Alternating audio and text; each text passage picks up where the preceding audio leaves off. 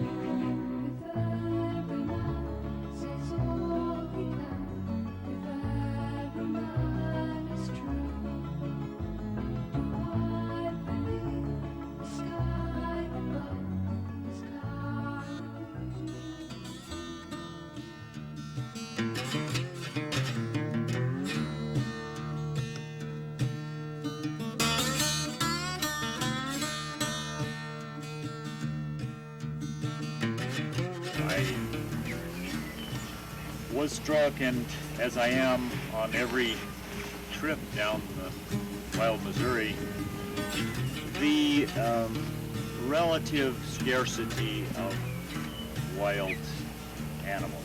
We got more elk than we've ever had. We got more deer than we've ever had. We got more sage-grouse than we've ever had. How can that be bad? My dad said when he was a kid, if somebody saw a deer, it was major news, big news.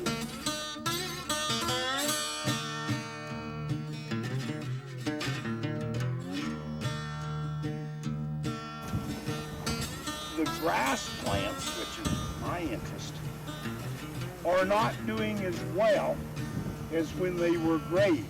Certainly we can overgraze grazing lands and hurt the grass and plant species. But by not grazing them, after just 3 years, it looks like there's enough litter and stuff that those plants are not doing as well as they did when they were grazed.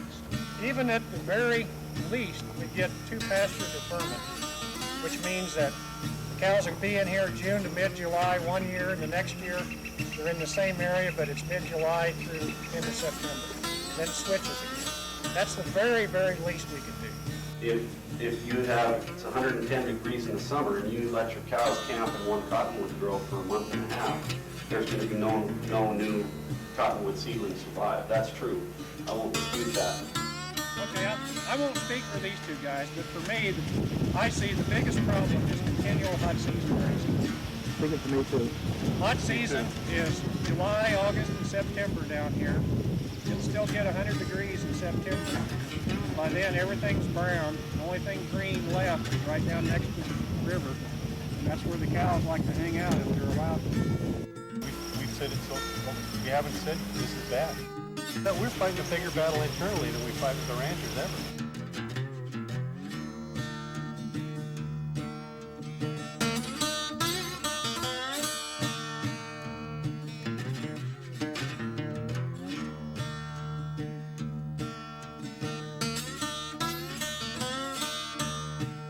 Realistically, how can you persuade these people to be converted?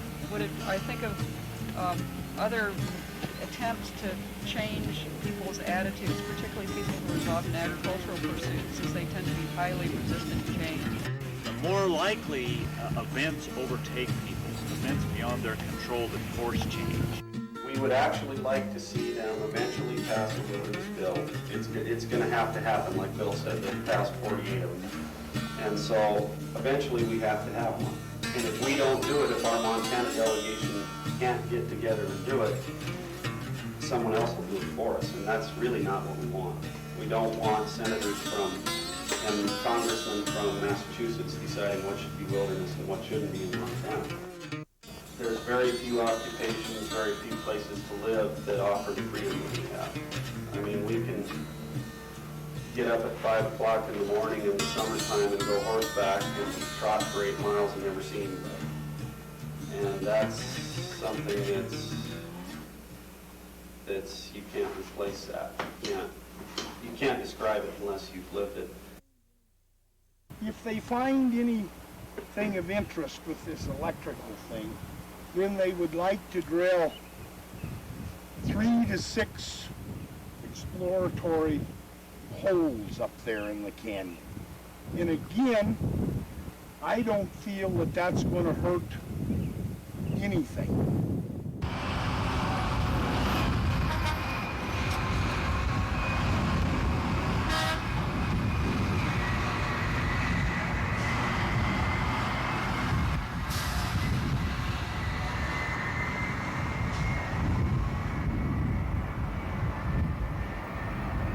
The federal mining law of 1872 provides the framework for the legal exploitation of our public lands, selling them for a low price of $2.50 to $5 per acre. These are minerals we own, yet the public receives no royalties.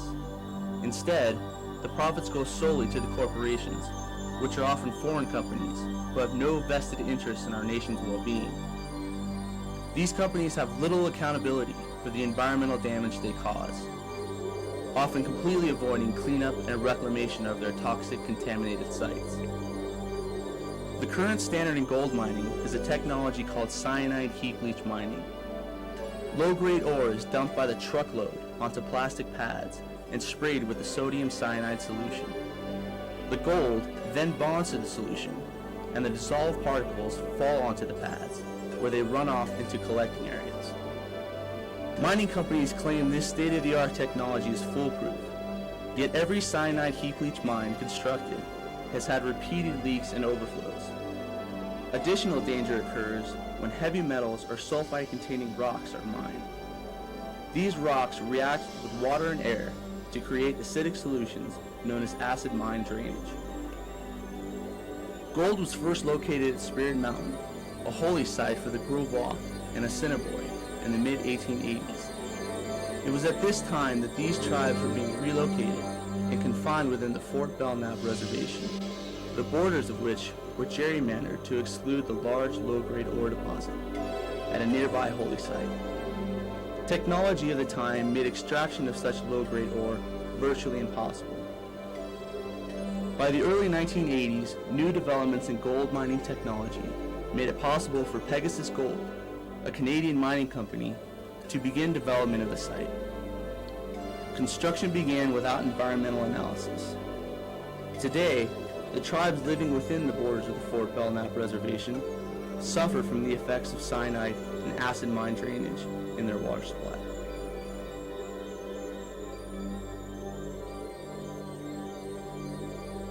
Then you've got, of course, mining is illegal in a WSA.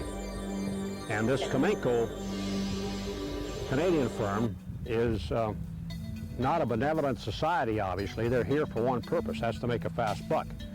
Now, if you and I went to Canada and tried to stake mining claims in Canada on public land, they'd boot our butt across the border in chains real quick for a federal violation, because you simply can't do it. But here in the U.S., we have an infamous 1872 mining law, which ostensibly allows anybody to walk in on public land, put down a mining claim, and say that's theirs. Bill doesn't realize the depth of kind of destruction that this will occur. No matter how you look at it, you get acid mine drainage. The Musselshell River is the recipient of Swimming Woman. That runs into the Missouri and on down. So you can't isolate what they intend to do here. And miners are infamous for destroying water, generally aquifers, by acid mine drainage. I feel sorry in a way for a guy like Bill Weber. He does not understand that water is what makes his place valuable. And I want to remind you guys that you all came in here in cars, and they've got some lead in them, and they've got some zinc in them, and they run on gasoline, so I'm not really opposed to oil wells and things. I think we need all of these resources, and so I am certainly not opposed to doing research or resource whatever, whether it's logging or mining or oil wells or cattle ranching. What right does one private corporation or a group of private corporations have to basically destroy our public resources? That is why we need an amendment to the U.S. Constitution called the Common Property or Seventh Generation Amendment, in which Congress would say there are resources which are common property, and no individual interest has the right to destroy those common properties, whether it is air, whether it is water, whether it is the ocean, whether it is the fish, whether it is the forest. No private interest has a right to destroy them, not only for our generation, but for posterity, for the seventh generation to come.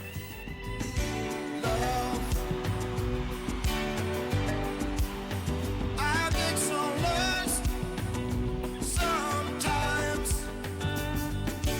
Days pass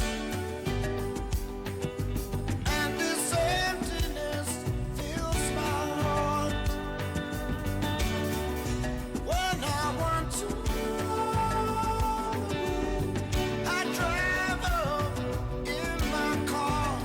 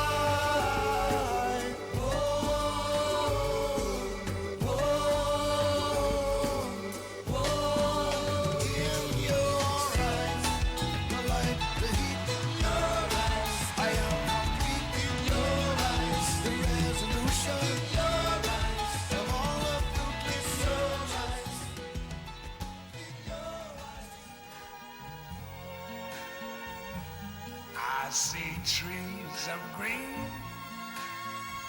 red roses too. I see them bloom for me and you. And I think to myself, what a wonderful world.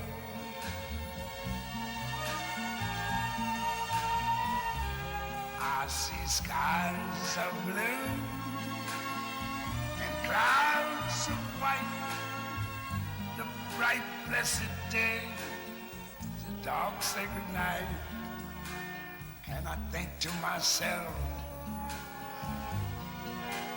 what a wonderful world.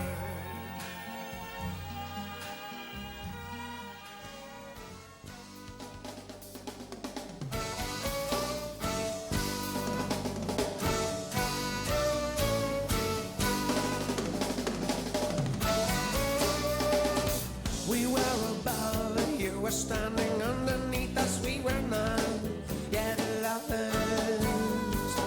Dragons were smoked, bumblebees were stinging us, I was soon to be crazy. Eat, drink, and be merry, for tomorrow we die. Eat, drink, and be merry, for tomorrow we die. 'Cause the trip ain't met me.